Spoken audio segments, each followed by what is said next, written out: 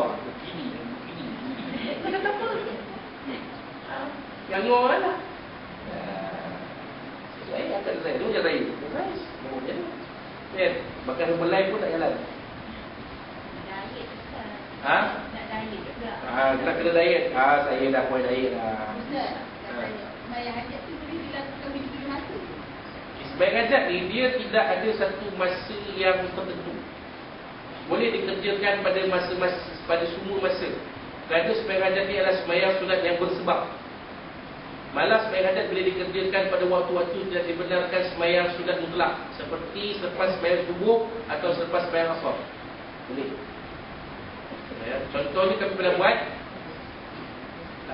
satu masa, satu ketika lepas sebelum sembahyang asar, kami dapat tahu seorang pegawai kami masuk ke hospital Taiping ICU dan meninggal pun. Arwah kita meninggal petang tu juga. Jadi Datuk Timbalan bagi tahu kepada saya, Ustaz, saya kata untuk surau lepas sembahyang asar kita buat sembahyang hajat. Macam mana pandangan Ustaz? Saya kata boleh, tak ada masalah, sebab sembahyang hajat itu sembahyang sunat yang bersebab. Maka kita boleh buat pada semua. Termasuk pada waktu-waktu tidak dibenarkan sembahyang sunat mutlak, lepas sembahyang subuh, lepas sembahyang asar, waktu matahari tegak atas kepala. 10-12 hari itu matahari terbit atas kepala. Jadi kan kita tak boleh tak dibenarkan sembahyang sunat mutlak tertentu.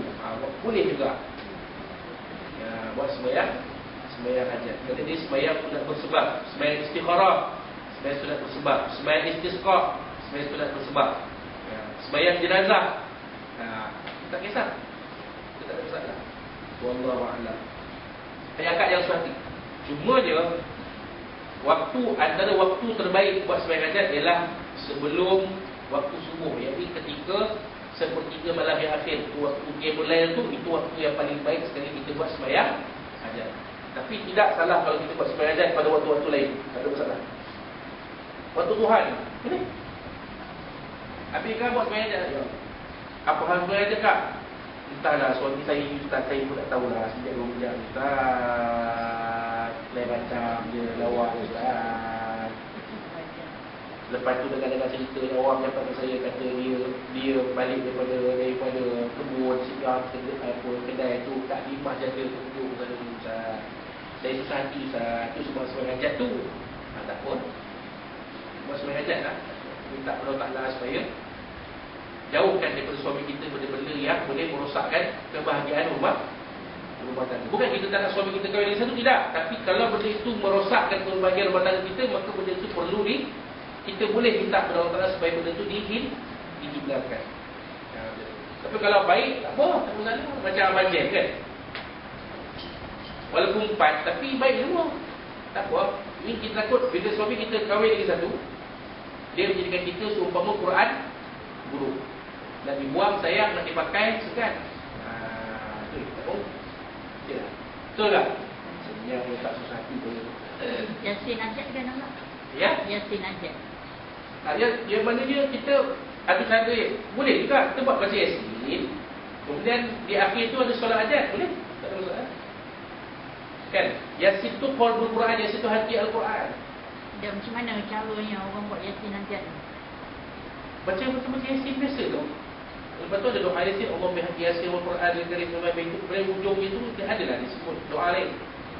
Ya Allah, sebenarnya baca Yasin dengan bermohon kehadratmu ya Allah, supaya kamu ini, supaya ini. Sebab itu agak mohon kepada Allah. Jangan bila dengar benda pelik-pelik sama kita tu, kita pergi buku umum, ya kan? Tolonglah Pak. Ingatlah kepada Allah. Allah Ta'ala yang boleh mengubah sesuatu. Senangnya akak amalkan zikir, Ya Fattah, Ya Wahhab, Ya Fattah, Ya Wahhab. Kalau nak lagu ganti suami, Ya Latif, Ya Latif, Ya Latif, Ya Latif, Ya Latif, Ya Latif. Kalau suami tu tidur, yang sebut Ya Latif tu, semua dia tengok. Tapi jangan fuh, wahal ni, tiup perlahan. Tiup juga tapi perlahan, macam tak keluar angin.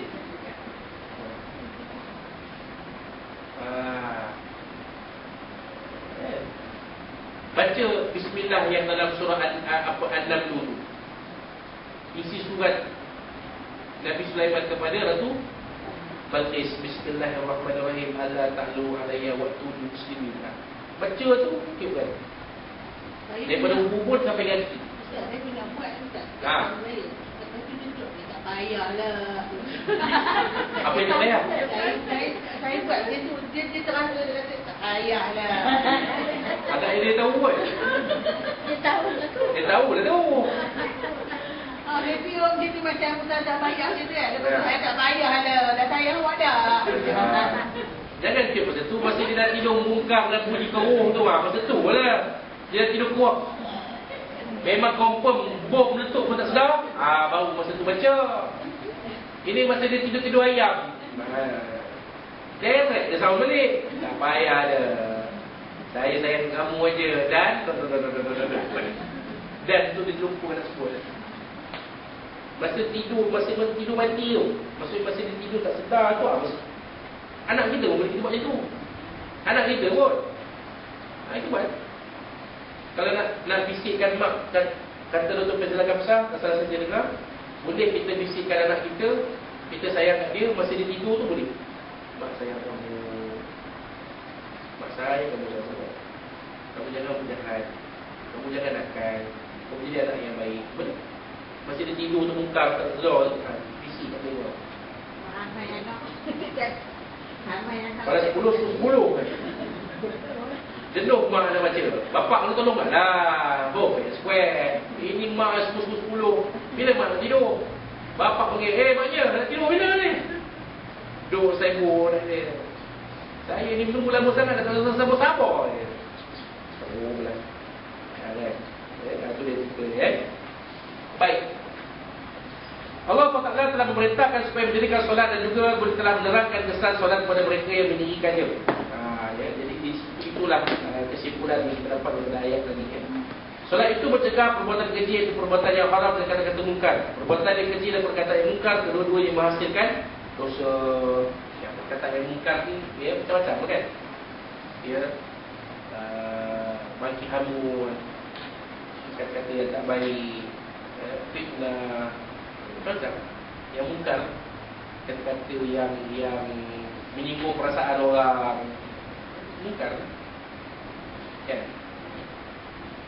Macam lah kita hampir dan sebagainya. Itu kata-kata macam lah, kata-kata yang bercarut, kata-kata yang kalau kita istilahnya perucahan melampau.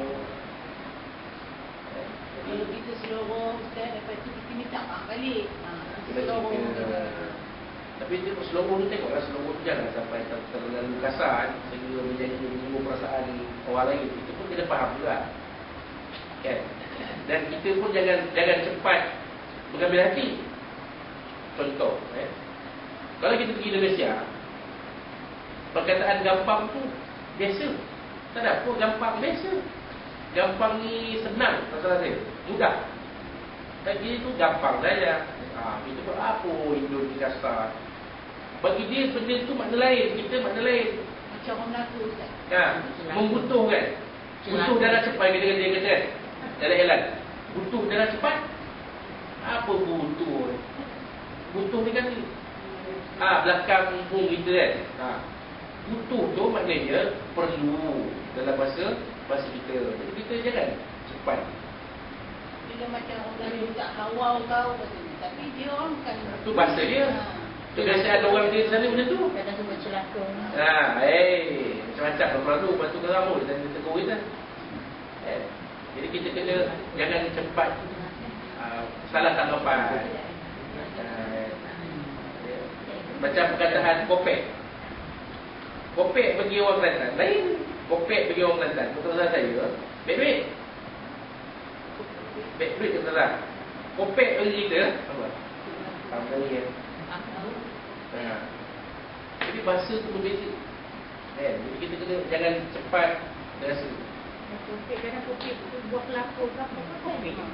Kopek je. Tak salah saya lah. Dia orang Kelantan ni kopek dia maksud lain. Kopek tu tak salah baik duit tu. Kopek.